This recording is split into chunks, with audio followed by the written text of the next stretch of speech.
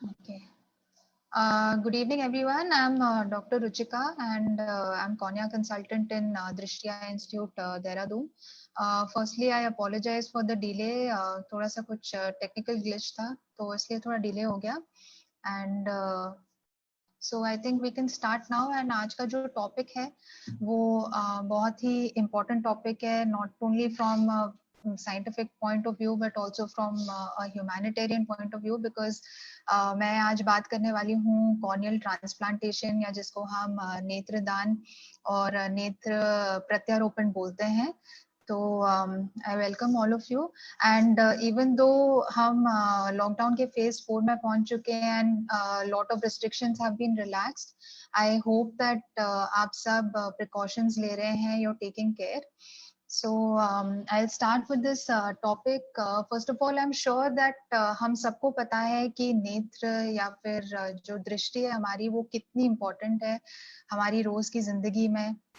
थोड़ी देर के लिए लाइट चली जाती है और अंधेरा हो जाता है, तो हमें पता चलता है कि how difficult it is to even रास्ता ढूंढने के लिए या कुछ सामान ढूंढने के लिए. बट अनफॉर्चुनेटली हमारे कंट्री में ऐसे बहुत सारे लोग हैं जिनको इस प्रॉब्लम के साथ डे टू डे बेसिस पे डील करना पड़ता है.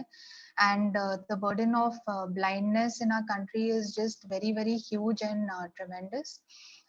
जो लोग अंधेपन के शिकार हैं, तो ब्लाइंडनेस या फिर अंधापन जिसको हम बोलते हैं, उसके बहुत सारे कॉजेज होते हैं. डिपेंड करता है कि आंख के किस पार्ट में प्रॉब्लम है, उस हिसाब से अंधापन होता है. इस पॉइंट में हमारे देश में कम से कम 50 लाख लोग इस प्रॉब्लम से ग्रस्त हैं. एंड तो ये समझने के लिए कि ब्लाइंडनेस किस किस प्रॉब्लम्स की वजह से हो सकता है, मैं थोड़ा बहुत आपको ये जो हमारे नेत्र आंख के बारे में थोड़ा सा अनाटमी या स्ट्रक्चर उसका बताना चाहूंगी.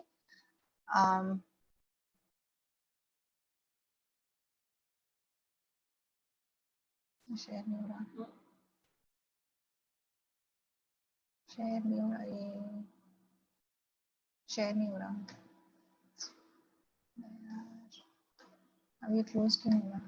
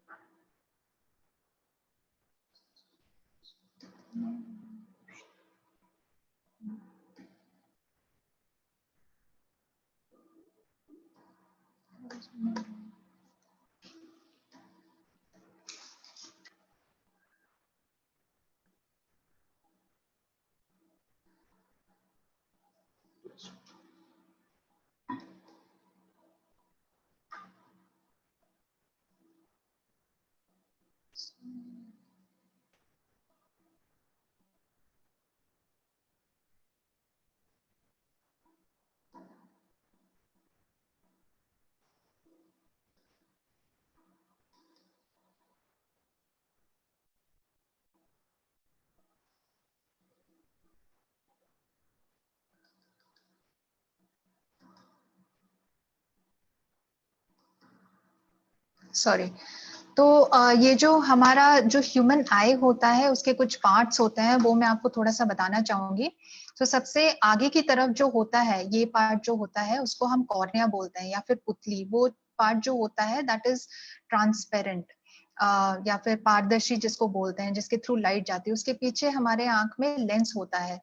जब इसमें ओपेसिटी या फिर कैटरैक्ट डेवलप हो जाता है तो भी नजर कम हो सकता है. पीछे के पार्ट में जो सबसे अंदर की लेयर होती है, जो ये रेड लाइन आपको दिख रहा है, उसको हम रेटिना या फिर पर्दा बोलते हैं. और अंत में आता है जो हमारा ऑप्टिक नर्व या जो आंख की नस है. तो होता क्या है, जब लाइट आंख के अंदर जाती है, it goes through the cornea, पुतली, फिर लेंस के थ्रू जाके फाइनली वो हमारे रेटिना पे पड़ती है, और वो सिग्नल्स फाइनली हमारे जो आंख के नस कैरी करके ब्रेन को लेके जाते हैं. फॉर एग्जांपल, अगर आपके सामने कुछ फूल या जो भी इमेज है, उसकी किरणें आंख के थ्रू जाके, मतलब कॉर्निया, लेंस और फिर रेटिना में जो पर्दे पर उसकी इमेज बनती है, और वो सिग्नल्स फाइनली ऑप्टिक नर्व से जाके हमारे ब्रेन को जाते हैं. अब जो अंधापन है वो आंख के मतलब या तो लेंस में प्रॉब्लम होती है, जैसे कैटरैक्ट होता है या मोतियाबिंद जिसको बोलते हैं, वो बनने की वजह से हो सकता है, या फिर पर्दे में प्रॉब्लम की वजह से, मतलब अगर हमारा पर्दा पीछे से उखड़ जाता है या उसमें खून जम जाता है तो अंधापन हो सकता है। आंख में प्रेशर बढ़ने की वजह से जब आंख की नस में डैमेज होता है, जिसको हम काला मोतिया या ग्लोकोमा बोलते हैं, उसके वजह से भी ब्लाइंडनेस हो सकता है। पर जब आंख के कॉर्निया में मतलब पुतली इस भाग में जब प्रॉब्लम होता है तो उसको हम कॉर्नियल ब्लाइंडनेस बोलते हैं। अब ये जो कॉर्निया है, मतलब ये जो आगे का भाग, उसमें भी कुछ लेयर्स होते हैं, जैसे जो सबसे आगे का सुपरफिशियल परत या लेयर होता है, फिर एक बीच का लेयर होता है, और एक अंदर जो सबसे इनर वाला लेयर होता है उसको हम एंडोथेलियम बोलते हैं। तो जो कॉर्निया या पुतली की बीमारियां होते हैं वो किसी भी लेयर को अफेक्ट करते हैं, या तो पूरे पुतली को भी अफेक्ट कर सकता है या फिर स्पेसिफिकली किसी एक लेयर या परत को अफेक्ट कर सकता है। तो डिपेंडिंग ऑन दैट कि मतलब कौन सा पार्ट अफेक्टेड है, डिफरेंट टाइप्स ऑफ सर्जरीज होती हैं। अब जो हम आई ट्रांसप्लांट बोलते हैं या फिर नेत्र प्रत्यारोपण जो बोलते हैं, वो ये है कि पूरी आई हमारी ट्रांसप्लांट नहीं होती है, जो बहुत लोगों में गलतफहमी ये होती है। हम सिर्फ इस पार्ट को ट्रांसप्लांट करते हैं जिसको हम कॉर्निया बोलते हैं, तो इसलिए इसको कॉर्निया ट्रांसप्लांट, जो आई ट्रांसप्लांट होता है वो एक्चुअल में सिर्फ कॉर्निया का ट्रांसप्लांटेशन होता है। तो इसमें अगर आंख के किसी, जैसे अगर पर्दे में प्रॉब्लम हो या आंख के नस में प्रॉब्लम हो, तो कॉर्नियल ट्रांसप्लांट करने से कुछ फायदा नहीं होता है। अगर आंख का पर्दा, नस, बाकी सब आंख में हेल्दी हो, तो अगर हम पुतली बदलने का ऑपरेशन करते हैं, अगर इसका ट्रांसप्लांट करते हैं, तो नजर आने के चांसेस होते हैं। अब जो आंख की बीमारियां हैं, कौन से कंडीशंस हैं जिसमें पुतली में प्रॉब्लम हो सकता है? ये प्रॉब्लम्स जन्म से ही स्टार्ट हो सकते हैं, जिसको हम कंजेनाइटल अबनॉर्मेलिटीज बोलते हैं, मतलब जन्म से ही पुतली में कुछ दाग हो सकता है, या फिर बचपन में कुछ चोट लगने की वजह से आंख में दाग पड़ सकता है। बहुत बार जो पुतली का आकार है, उसका शेप है, उसमें प्रॉब्लम होने की वजह से भी नजर डाउन हो सकता है, इसको हम केराटोकोनस बोलते हैं। अगर ये नॉर्मल शेप है और अगर पुतली के शेप में प्रॉब्लम आने लगता है तो उसको हम केराटोकोनस बोलते हैं। बहुत ही एडवांस या डिलेड स्टेजेस में इसमें भी नजर बहुत कम हो सकता है और अंधापन आ सकता है आंख में, तो ये भी एक कॉमन कारण होता है। फिर बहुत बार आंख में बहुत सिवियर इन्फेक्शन होने की वजह से भी आंख की नजर बहुत ही कम हो सकती है, जिसको हम कॉर्नियल इन्फेक्शंस बोलते हैं। फिर जब ये इन्फेक्शंस ठीक हो जाते हैं, ये आंख में दाग छोड़ जाते हैं, तो उसकी वजह से भी नजर कम होती है। या फिर आंख में ट्रॉमा या चोट लगने की वजह से भी बाद में एक दाग छूट सकता है, जिसकी वजह से लाइट अंदर जा नहीं पाती और नजर कम हो जाती है। तो इसको हम कॉर्नियल ब्लाइंडनेस बोलते हैं, और 80 to 90% of the cases of corneal blindness are avoidable. इसका मतलब ये है कि अगर हम इन लोगों में या तो मेडिकल ट्रीटमेंट करें या फिर कॉर्नियल ट्रांसप्लांट करें, तो इनकी नजर वापस आ सकती है। तो इसमें हम क्या करते हैं, जो आंख में जिस पार्ट में दाग होता है या जो अफेक्टेड पार्ट है, उसको हम निकाल देते हैं, और फिर जो आईज डोनेशन से आती हैं, जो हेल्दी आईज होती हैं, उसको हम उसकी जगह ट्रांसप्लांट करके हम उसको सूचर कर देते हैं। तो this is a basic procedure of corneal transplant. Then again, जैसे मैंने पहले बोला था कि डिपेंडिंग ऑन कौन सा पार्ट आपके पुतली का अफेक्टेड है, बहुत टाइप के सर्जरीज होते हैं। जैसे अगर पूरे पुतली में ही दाग है या पूरे पुतले ही अफेक्टेड है, तो हम फुल चीज को चेंज कर देते हैं। या फिर कभी कभी सिर्फ पुतली के आगे के भाग में, उसके सुपरफिशियल लेयर्स में अगर प्रॉब्लम होता है, तो हम सिर्फ आगे के परत को बदल सकते हैं। अगर पीछे के भाग में प्रॉब्लम होता है, तो हम पीछे के भाग को भी स्पेसिफिकली बदल सकते हैं। तो वो डिपेंड करता है कि पेशेंट को क्या प्रॉब्लम है, उसके पुतली के कौन से भाग में प्रॉब्लम है, उस हिसाब से हम ट्रीटमेंट को कस्टमाइज करके ट्रांसप्लांट कर सकते हैं। अब जैसे फॉर एग्जांपल, ये कुछ पेशेंट्स हैं जो हमारे ही हॉस्पिटल में इनका ट्रीटमेंट हुआ है। ये एक एल्डरली लेडी थी जिनके आंख में इन्फेक्शन हो गया था, और वो इन्फेक्शन बहुत टाइम से ट्रीटमेंट मतलब दवाइयों को रिस्पॉन्ड ही नहीं कर रहा था, और उनकी पुतली पिघलने लगी थी। तो उसके लिए हमने उनको कॉर्नियल ट्रांसप्लांटेशन किया था। जब वो हमारे पास आई थी तो उनको बिल्कुल भी आंख में नजर नहीं था, बट सर्जरी के बाद वो अभी अपना सारा काम खुद कर सकती हैं, चल फिर सकती हैं, उनको कुछ हेल्प की जरूरत नहीं है। ये एक और पेशेंट थे जिनके आंख में कुछ साल पहले मोतियाबिंद का ऑपरेशन हुआ था, बट ऑपरेशन के दौरान कुछ प्रॉब्लम के कारण उनकी पुतली डैमेज हो गई थी और सफेदी आ गई थी, तो इनके लिए भी हमने पुतली बदलने का ऑपरेशन किया था। ऑपरेशन के बाद अभी इनका नजर काफी अच्छा है। फिर जैसे मैंने पहले बोला था कि कई बार पुतली के शेप में प्रॉब्लम होने की वजह से, जिसको हम केरेटोकोनस बोलते हैं, ये एक ऐसे पेशेंट था, was a young patient 20 years old, and उनके पुतली में भी यही प्रॉब्लम थी। अब एडवांस स्टेजेस में नजर इतना कम हो जाता है कि पढ़ाई लिखाई में, इवन नॉर्मल डेली एक्टिविटीज में काफी प्रॉब्लम होती है। तो इनके आंख में हमने सिर्फ एक परत, जो आगे का लेयर है, उसका ट्रांसप्लांट किया था, जिसको हम लैमेलर केरेटोप्लास्टी बोलते हैं या लैमेलर ट्रांसप्लांट बोलते हैं। तो उसके बाद उसका रिजल्ट काफी अच्छा है और अभी उनको काफी अच्छे से दिखता है।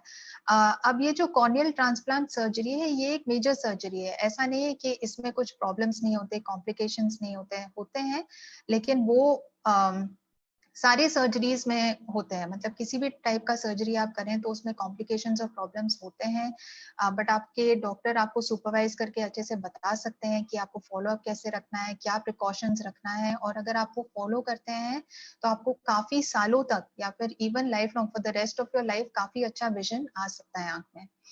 तो अभी मेजर प्रॉब्लम क्या है कि how do we get this cornea,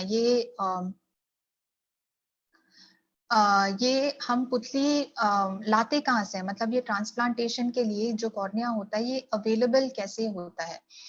ये बेसिकली जो लोग मृत्यु के बाद अपनी आंखों को दान करते हैं, उनके द्वारा ही प्राप्त होता है। अब मेजर प्रॉब्लम क्या है कि हमारे कंट्री में जो कॉर्नियल ब्लाइंडनेस का बर्डन है, वो काफी ज्यादा है। ऑलमोस्ट 11 से 12 लाख लोग इस प्रॉब्लम से ग्रस्त है। मतलब corneal blindness 10 to 11 to 12 lakh individuals में है, बट हमारे कंट्री में जो ट्रांसप्लांटेशन का रेट है या फिर आई डोनेशन का रेट है, वो बहुत ही कम है। सिर्फ 5% जो रिक्वायरमेंट है वो आई डोनेशन के द्वारा मीट होती है। अब इतना डिस्क्रिपेंसी का कारण क्या है? इसके दो मेजर कारण है। या तो लोगों को अवेयरनेस नहीं है, मतलब उनको इन्फॉर्मेशन ही नहीं है। कुछ लोग ऐसे हैं जो ये चीज करना चाहते हैं, वो तो अपने आईज डोनेट करना चाहते हैं, बट उनको पता ही नहीं होता कि उसका प्रोसीजर क्या है, how to go about it. दूसरा कारण ये है कि लोगों में काफी हद तक आज के एज में भी बहुत ज्यादा अंधविश्वास रहता है, बहुत सारे मिथ्स रहते हैं। There are lot of misconceptions regarding eye donation and eye transplant. So because of these two major reasons हमारे कंट्री में इतना डिस्क्रिपेंसी है। कितने लोगों को रिक्वायरमेंट होती है, बट हमारे पास उतने आईज या उतने कॉर्नियाज अवेलेबल ही नहीं होते हैं ट्रांसप्लांटेशन के लिए। तो what are the major misconceptions, मतलब लोगों में क्या अंधविश्वास होता है? एक तो सबसे पहले उनको ये लगता है कि जब आईज डोनेट करेंगे तो अगले जन्म में वो अंधे पैदा होंगे, या फिर बहुत लोगों को ये भी लगता है कि जब आईज हम लेते हैं, मतलब जब डोनेशन होता है, तो उस वजह से चेहरे का डिसफिगरमेंट हो जाता है। फिर कुछ लोगों को ये लगता है कि वो बहुत, मतलब जिनकी मृत्यु हो गई थी, उनका एज बहुत ज्यादा था या उनको कुछ बीमारी थी, इस वजह से वो डोनेट नहीं करना चाहते हैं। या फिर कुछ लोगों को ये भी लगता है कि कुछ मनी ट्रांजैक्शन इन्वॉल्व रहता है, पैसे का लेना देना इस प्रोसेस में इन्वॉल्व होता है। तो ये सब, दीज आर ऑल मिथ्स। सच्चाई एंड फैक्ट्स ये हैं कि कोई भी इंसान, किसी भी उम्र का, किसी भी रिलीजन का, they are all eligible for eye donation. It is just about, it's a very voluntary act, it's totally charitable, it's just about your intention. Anyone can donate their eyes, कोई उसका age limit नहीं है। And मृत्यु के बाद, मतलब अगर आपको डायबिटीज था, हाइपरटेंशन था, या फिर इनफैक्ट कोई आई प्रॉब्लम्स भी थे, अगर आपने लाइफ लॉन्ग चश्मा भी पहना हुआ हो, या आपके आईज में पहले कोई सर्जरी हुई हो, जैसे कैटरैक्ट की सर्जरी या ग्लोकोमा की सर्जरी, इनमें से कोई भी ये कॉन्ट्राइंडिकेशंस नहीं है। ये सब होने के बावजूद भी आप आईज डोनेट कर सकते हैं, जब तक आपके पुतली में कोई प्रॉब्लम नहीं है, कॉर्निया में कोई प्रॉब्लम नहीं है, आप आईज डोनेट कर सकते हैं। अब आईज हम कैसे डोनेट कर सकते हैं, मतलब व्हाट आर द वेज? इसके दो तरीके हैं। या तो there is something called pledging of your organs, मतलब मृत्यु से पहले ही आप अपने ऑर्गन्स को प्लेज कर सकते हैं। ये बेसिकली आपके इंटेंशन को कन्वे करता है कि आप मृत्यु के बाद चाहते हैं कि आपके जो ऑर्गन्स हो वो डोनेट किए जाए, या तो किसी और के काम आने के लिए या फिर रिसर्च पर्पस के लिए। दूसरा तरीका ये है, मतलब ऐसा जरूरी नहीं है कि आपने अगर पहले से अपने ऑर्गन्स या आइज प्लेज नहीं किए हों तो आप डेथ के बाद आइज डोनेट नहीं कर सकते। ऐसा नहीं है। जिन लोगों ने प्लेज नहीं किया है उनके रिलेटिव्स भी अगर कंसेंट देते हैं तो वो ऑर्गन डोनेशन या आई डोनेशन किया जा सकता है। अब आप अपने आईज एग्जैक्टली डोनेट, अगर आप अपने फॉर एग्जांपल आप अपने आईज को प्लेज करना चाहते हैं तो वो कैसे हो सकता है? तो आपके जो एरिया में, जिस एरिया में आप रहते हैं, आसपास बहुत सारे आई बैंक्स होते हैं। हर स्टेट में, हर रीजन में देयर आर आई बैंक्स, या फिर there are some hospitals also which are attached with the eye banks, या उनके खुद के आई बैंक्स होते हैं। तो अगर आप अपने नियरेस्ट हॉस्पिटल को या आई बैंक को कांटेक्ट करते हैं, उनके द्वारा आपको एक प्लेज फॉर्म दिया जाता है। I just show it you वो कैसा होता है।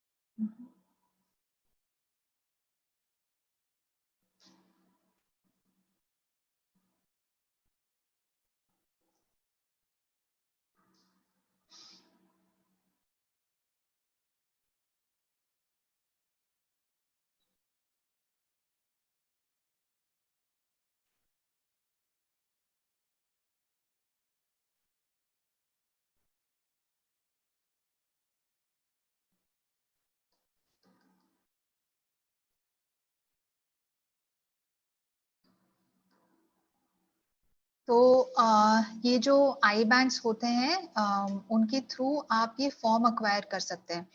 तो दिस इज मतलब अ प्लेज फॉर्म। तो आप ये फॉर्म फिल अप करके वहां पे सबमिट कर सकते हैं। अभी तो ऑनलाइन भी अवेलेबल होता है ये जो प्लेज फॉर्म है, और वो भर के आप ऑनलाइन ही सबमिट कर सकते हैं। और आपके जो भी नियरेस्ट आई बैंक है या हॉस्पिटल से आपको एक वो प्लेज कार्ड देंगे जो कुछ इस तरह से दिखता है। तो basically this pledge card is just a declaration. मतलब इसका कोई लीगल होल्डिंग या स्टैंडिंग नहीं है। इसका मतलब ये नहीं कि आपने अगर अपने ऑर्गन्स प्लेज किए हैं फिर भी आपके डेथ के बाद the consent of the relatives is a must. ऐसा नहीं है कि आपने अगर अपने ऑर्गन्स प्लेज किए हैं तो without the consent of the relatives आपके ऑर्गन्स या आपके आईज को हम ले सकते हैं, ऐसा बिल्कुल भी नहीं है। So it is very important कि अगर आप अपने ऑर्गन्स या आईज को प्लेज भी करते हैं तो please discuss with your relatives. घर पे आपके जो रिलेटिव्स है, नजदीक के रिश्तेदार हैं, उन सबको आपको बताना जरूरी है कि मैं चाहता हूँ कि मेरे डेथ के बाद मेरे ऑर्गन्स या आईज डोनेट किए जाएं। क्योंकि अगर आपने प्लेज भी किए हैं और आपके रिलेटिव्स कंसेंट नहीं देंगे तो हम आईज को या फिर किसी भी ऑर्गन को हम हार्वेस्ट नहीं कर सकते हैं।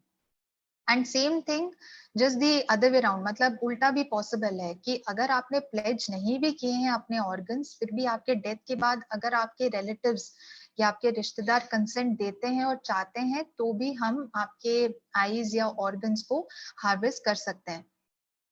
So this is another method of pledging your organs. There is an organization called the National Organ and Tissue Transplant Organization, which is basically attached with the Ministry of Health and Family Welfare. तो इनका भी एक website है online, आप जाके online ये form भर सकते हैं। या फिर there are lot of agencies also, government agencies, NGOs and private agencies through which आप ये, इनका एक फॉर्म होता है। अगेन आप वो फॉर्म लेके, जैसे मैंने पहले आपको केवल आईज का दिखाया था, ये केवल आई डोनेशन के लिए है, ऐसे ही मल्टीपल ऑर्गन्स के लिए भी डोनेशन फॉर्म आता है। तो वो आप भर के ऑनलाइन भी सबमिट कर सकते हैं। तो आपको एक ये डोनर कार्ड दिया जाता है जिसका एक यूनिक रजिस्ट्रेशन नंबर होता है, which is registered with the NOTO, the National Organ and Tissue Transplant Organization. तो after that you just and ये आपको हर समय बेसिकली आपके पास रखना है, मतलब फॉर एग्जांपल आपके पर्स में या पॉकेट में, जैसे भी, so that when there is death, someone who sees this knows कि आपका इंटेंशन क्या था, कि you wanted to donate your organs.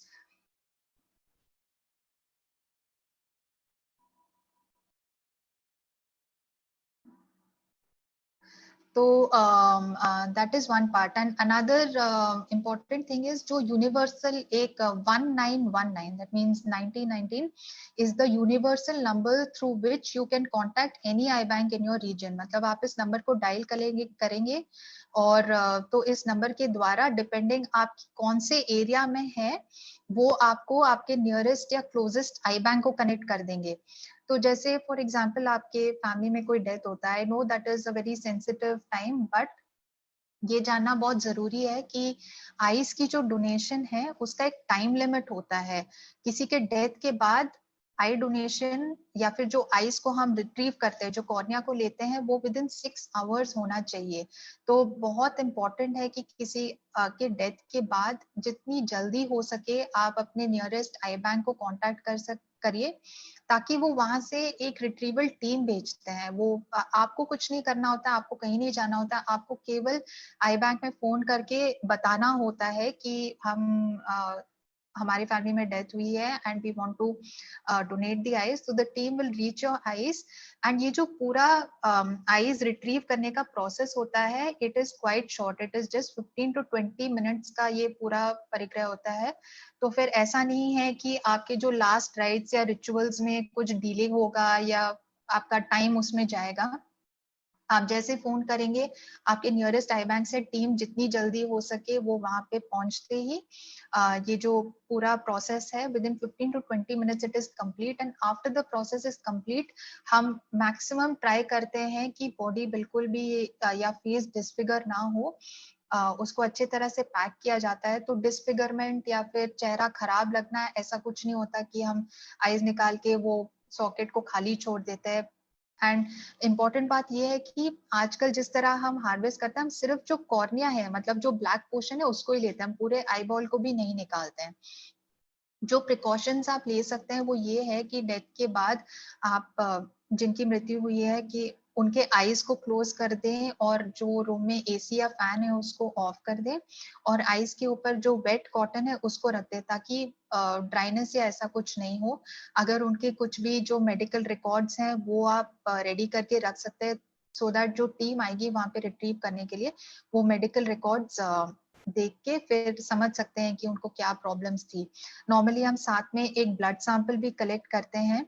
तो जैसे कि मैंने कहा कि वैसे मेजर कोई कॉन्ट्राइंडिकेशंस नॉर्मली अगर आप अपने आइज डोनेट करना चाहते हैं तो कोई ऐसे रिफ्यूज नहीं करते हैं. बट कुछ कंडीशंस हैं, बहुत ही गिने चुने कंडीशंस हैं जिनमें आई डोनेशन पॉसिबल नहीं होता है. जैसे कि अगर आपको हेपेटाइटिस की हिस्ट्री थी या फिर HIV एड्स था या फिर मेनिंजाइटिस, कोई न्यूरोलॉजिकल कंडीशंस, रेबीज, सेप्टिसीमिया, ऐसे कुछ फ्यू कंडीशंस हैं जिसमें आई डोनेशन या ऑर्गन डोनेशन पॉसिबल नहीं होता बिकॉज ये ब्लड से ट्रांसमिट हो सकता है. बट अदरवाइज अगर diabetes, blood pressure, these are not contraindications. अगर आपने ग्लासेस पहने हैं लाइफ लॉन्ग तो भी it is not a contraindication. You can donate your eyes. So I think this is a very noble thing and agar awareness iski zyada badhegi to I think more people will be able to have the benefit of sight. And I think all of us should pledge our organs and try to just जितना कम हो सके इस blindness के burden को हमारे country से उसको कम करें. Thank you. अगर किसी को कुछ डाउट्स है तो वो पूछ सकते हैं.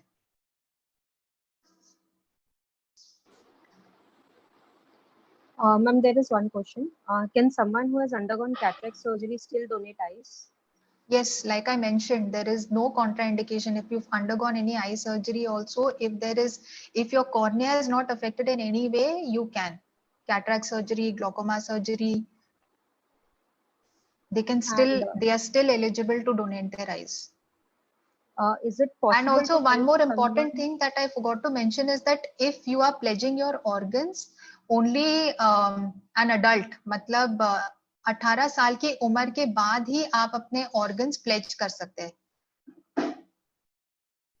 Yes, sorry, Manvi, you can go ahead.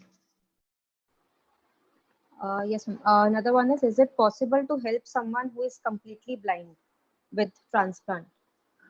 Yeah, so like I said कि blindness is it has multiple causes. So depending on which part of the eye is affected, if it is a corneal blindness, only then a transplant is going to help. If the person is blind because of glaucoma or because of some retinal issue, then a corneal transplant is not going to help.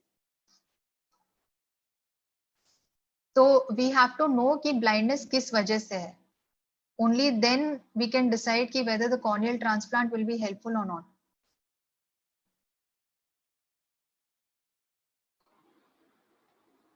Someone has asked, what about artificial tissues instead of using a donor cornea?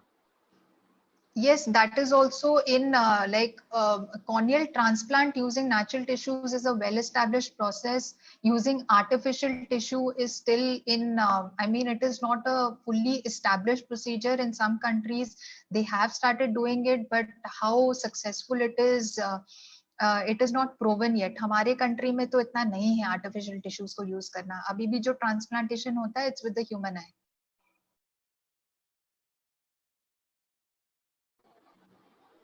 What about malignancies, ma'am? Yes, so the one of the contraindications for eye donation is if you have any tumors in the eye, leukemia, that is blood cancer, tumors of the eye, and if you have metastatic cancers, that means they have completely spread in the body where you know that it is disseminated in the blood, पूरे body में फैल चुका है, blood में फैल चुका है, तब उन लोगों में मतलब आई डोनेशन उन लोगों से पॉसिबल नहीं है. Those are contraindications for harvesting eyes from people who have died because of eye tumors, because of leukemia, or because of metastatic cancer. Other than that, if there is any cancer which has been treated in the past or was a localized cancer in any other part of the body, has been cured, treated in the past, then it is not a contraindication for eye donation.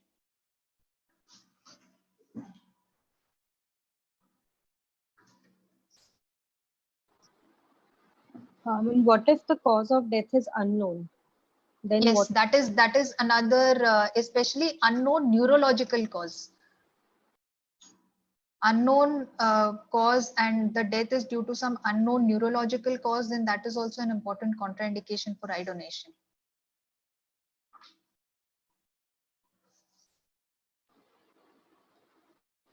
Any payment is to be done for cornea, or is it a free surgery? Free surgery? No. So that depends. जैसे charitable organizations में there are a lot of charitable organizations where corneal transplant is done free of cost. But then depends what are the institutions. Like there are some, you have to pay for the surgery. There is a cost involved in the surgery. But as such, in the process of eye donation, harvesting, collection, that whole process is completely just charitable and voluntary. There is no money transaction involved in eye donation. But the corneal transplant surgery is chargeable in some places it's charitable. How long can the eye be recovered after donation? Time duration. After? So time donation, sorry, you're saying how long between recovery of, so after death, 6 घंटे के अंदर we have to harvest the eye. Because after 6 hours, the eye is really not viable for transplantation. So between death and time of harvesting, it should be within 6 hours. But after the eye is harvested, eye को हम एक बार ले लेते हैं, उसके बाद they are placed in storage media, which is like there are blood banks, there are eye banks. So these eyes which are retrieved are stored in the eye banks. And from there, they are distributed to different hospitals. So once it is placed in the storage medium, there are different kinds of media again. So once it is placed in the medium, it can again be utilized within 2 weeks. But जो harvesting part है, where we are collecting it from the dead person, that has to be within 6 hours. Someone has asked one question. Patients with multi-ophthalmic medicine, like patient is on multiple drops, eye drops, can they also like donate eyes? Yes, they can. If the cornea is not damaged, they can. But yes, of course, after eye donation, also the eye, once the eye is retrieved, then it is evaluated before transplantation. Depending on the quality of the eye, we use it for different kinds of surgeries. But using eye drops per se is not a contraindication for eye donation. अगर eye drops use करे तो भी donation possible है, but उसका proper evaluation होता है transplant surgery के पहले, to decide and assess what is the quality of the eye. What are the post-op instructions of a corneal transplant patient? Post-op instructions, first and foremost तो एक आई transplant surgery के बाद काफी लंबा फॉलोअप चलता है, क्योंकि it is a major surgery. It's like any other transplant. जैसे हार्ट ट्रांसप्लांट होता है, लंग ट्रांसप्लांट होता है, वैसे eye transplant is also major surgery. तो the follow up and care is critical.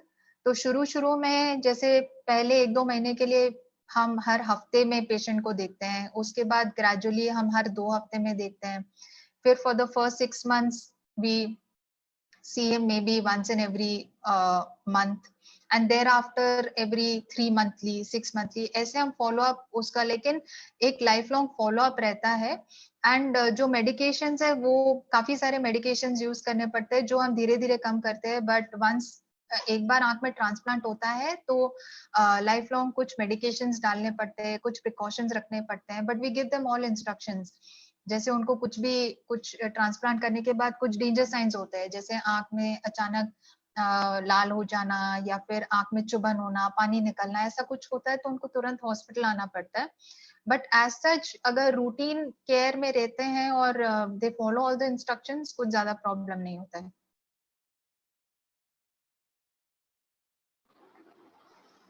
Someone who has undergone LASIK surgery, can they donate eyes? Someone who has Undergone LASIK surgery, any refractive surgery. Yeah, so then it becomes difficult. It depends कि उसमें they can donate their eyes, but we have to evaluate कि exactly मतलब how healthy the tissue is to decide whether it can be used for any surgery or not. And even if it can't be used for a transplant, it can always be used for research purpose.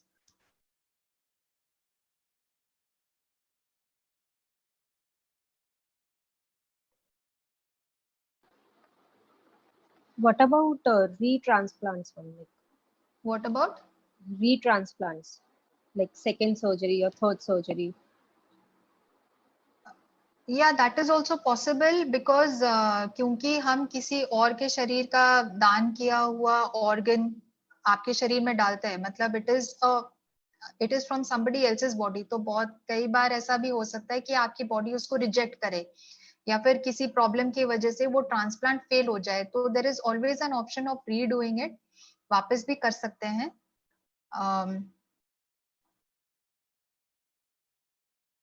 Transplant वापस हो सकता है, मतलब if it fails once then it can be done again, वापस भी कर सकते हैं. What is the average success rate in terms of vision after transplant?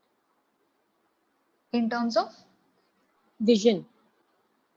So that again depends on multiple factors. बहुत चीजों पे डिपेंड करता है कि उनका पर्दा कितना हेल्दी है, आंख का नस कितना हेल्दी है, अगर मोतियाबिंद आंख में है या नहीं, तो उन सब पे डिपेंड करता है. और नजर एकदम जैसे नॉर्मल है वैसे तो होना मुश्किल है, बट काफी हद तक नजर आ जाती है. कुछ कुछ लोगों को तो एकदम बारीक अक्षर भी दिखने लगते हैं. तो द सक्सेस ऑफ दैट कि विजन कितना आता है, that depends on multiple factors.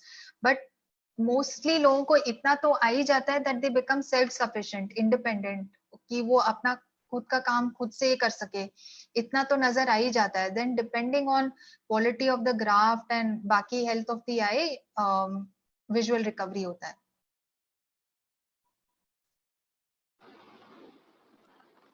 If a patient is having severe corneal infection and loss of vision due to this, can they undergo transplant surgery? And is there any chance of having the infection again after the surgery? हाँ, अगर corneal infection होता है तो अगर वो बहुत ही severe infection होता है which is not treatable with medications, मतलब ड्रॉप्स और दवाइयों से ठीक नहीं होता है, तो बहुत बार हमें ट्रांसप्लांट करना पड़ता है. बट ये ट्रांसप्लांट केवल इन्फेक्शन को डीबल करने के लिए होता है, मतलब इन्फेक्शन को आंख से हटाने के लिए होता है. ये नजर के लिए नहीं होता है. तो बहुत बार वो जो ग्राफ्टिंग हम करते हैं हमें एक दोबारा ग्राफ्ट करना पड़ता है नजर के लिए। और हाँ, ये चांस भी है अगर इन्फेक्शन बहुत सिवियर रहा हो तो ऐसा भी होता है कि ट्रांसप्लांट करने के बाद दोबारा उसमें इन्फेक्शन हो जाए, but that varies from case to case कि आपका infection to start off with कितना सिवियर था, किस इन्फेक्शन की वजह से हुआ था। तो कई बार इन्फेक्शन वापस ग्राफ्ट में भी आ जाता है और कई बार नहीं भी आता है।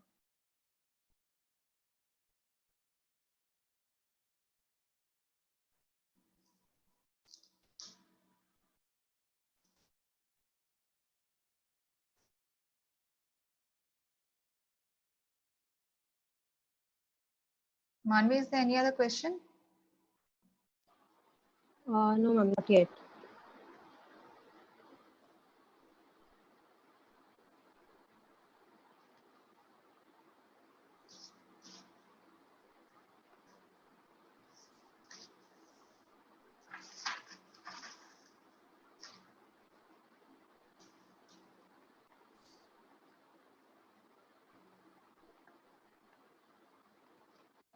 Someone has asked, ma'am, after retina surgery and multiple retinal lasers, what are the chances of success of corneal transplant? And what if the same patient wants to be a donor? Yeah, so if a retinal laser has been done, they can definitely be donors. Corneal donation तो हो सकता है, but retinal laser किस मतलब what retinal laser करने के बाद उनका विजन कैसा था, क्योंकि here the major problem is retina. Transplant तो आंखों में हो सकता है, बट नजर कितना आएगा दैट डिपेंड्स कि उनका रेटिना कितना हेल्दी है या कितना डैमेज हुआ है पहले। तो इट्स नॉट दैट कि इन आंखों में हम ट्रांसप्लांट नहीं कर सकते हैं, बट विजुअल रिकवरी या उसका आउटकम कैसा होगा दैट डिपेंड्स कि उनका रेटिना कितना पहले डैमेज हुआ है या कितना हेल्दी है। But they can definitely be donors because retinal laser हुआ है तो कॉर्निया में तो कुछ प्रॉब्लम हुआ नहीं है, तो they are definitely entitled to be donors.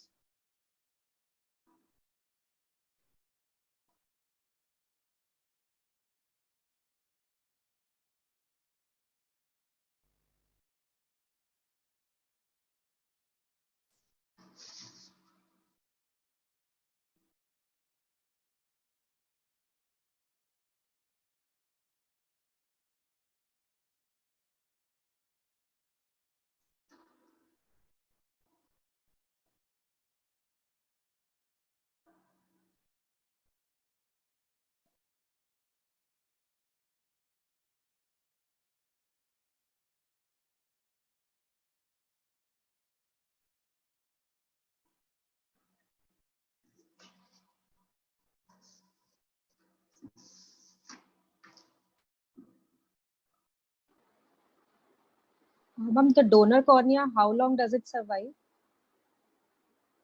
Like if we have not transplanted, how long will the donor cornea survive? Yeah, so that's what I mentioned before, that once it is put in the storage medium, we have different kinds of media.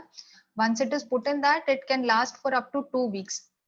Preferably कोशिश यही रहती है कि एक बार वो हमने आई को harvest कर लिया तो जितनी जल्दी हो सके within days to within a week to utilise it, but as such the shelf life of the donor cornea in the storage medium is up to 2 weeks.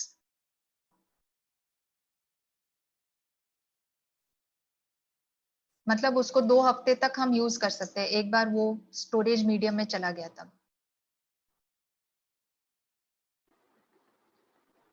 Someone has asked, any tips for keeping the cornea and the eye healthy? Any tips for Keeping the cornea and the eye healthy? cornea and the eye healthy? Yeah. I think just like there is no just use protective glasses when you're stepping out, use sunglasses, have a good nutritious diet, and uh, that's it. I mean, keep eyes healthy and obviously avoiding too much of these LED screens, and uh, that's for the usual health of the eye.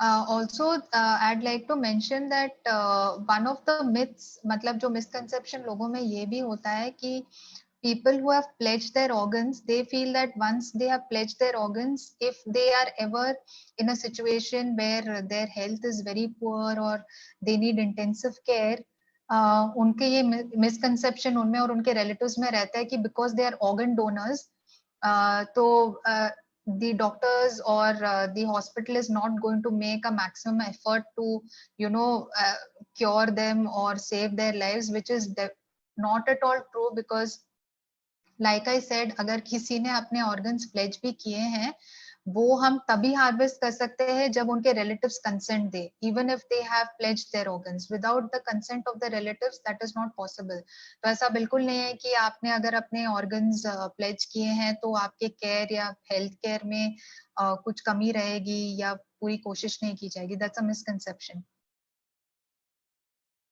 And also important is कि like I said, in this era of layered transplants where एक cornea को हम layers में use कर सकते हैं, मतलब अगर किसी को पुतली के आगे के भाग में प्रॉब्लम है तो हम सिर्फ वो पार्ट बदल सकते हैं।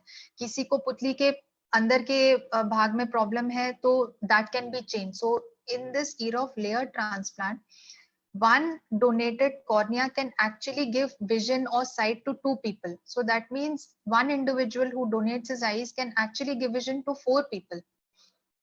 In today's era of layered transplants, also जो donated tissues हैं, उससे आजकल हम स्टेम सेल्स भी यूज करते हैं कुछ कुछ सर्जरीज में, और जो व्हाइट पोर्शन है जिसको हम स्क्लेरा बोलते हैं वो भी कुछ ग्राफ्ट्स में यूज होते हैं। तो nowadays a single donated eye can save multiple eyes and give sight and vision to multiple eyes. And last but not the least, अगर किसी कारण से वो आई डोनेशन पर्पस या ट्रांसप्लांट के लिए भी यूज नहीं हो सकती, it can always be used for research purpose, which will only help us find better solutions to find a cure for future eye problems. तो research के लिए भी use हो सकता है। तो one person who donates his eyes can actually give vision to four people.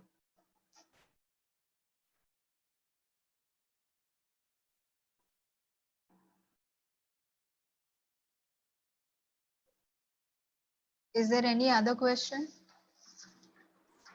Yeah, last one, ma'am. I think if someone is having multiple small spots on cornea, white spots due to conjunctivitis, should they undergo transplant or any other treatment is available for them? No, I think the spots, because of these viral infections, that depends how bad the spots are. The regular ones which happen because of, say, adenoviral conjunctivitis, they are too minor to, because transplant is a major surgery. It carries its own risks, its own complications. It is, you have to weigh the risk and benefit ratio. Only conditions where your vision is very severely affected, only those conditions warrant a corneal transplant.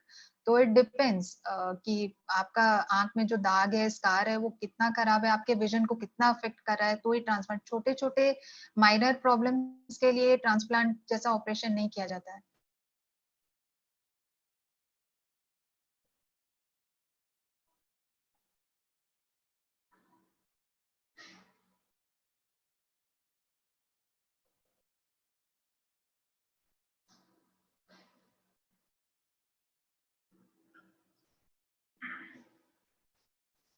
Is that it, Manvi? Yes, ma'am. No other questions. Do you have any questions?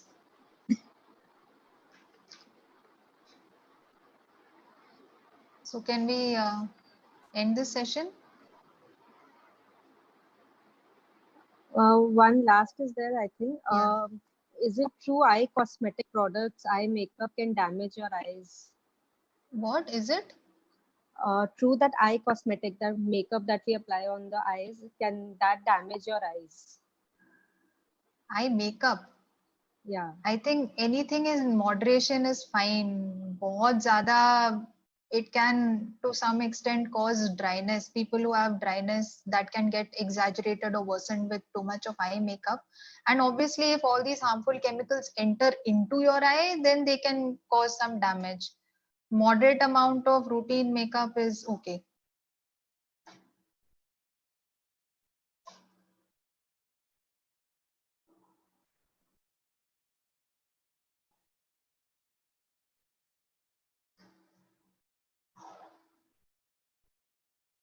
Can we sign out? Is there any other question?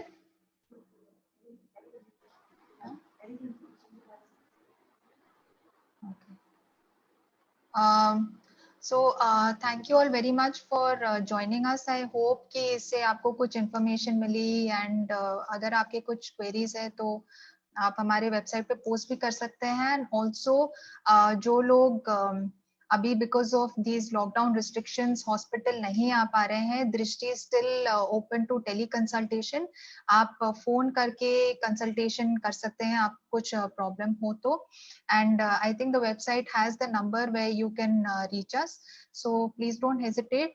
You don't have to take the trouble of coming all the way to the hospital. अगर आपके area में बहुत ज्यादा restrictions हैं, आप phone पे भी कुछ minor problems के लिए या फिर जो भी आपको queries या problems हैं, आप फोन पे consult कर सकते हैं.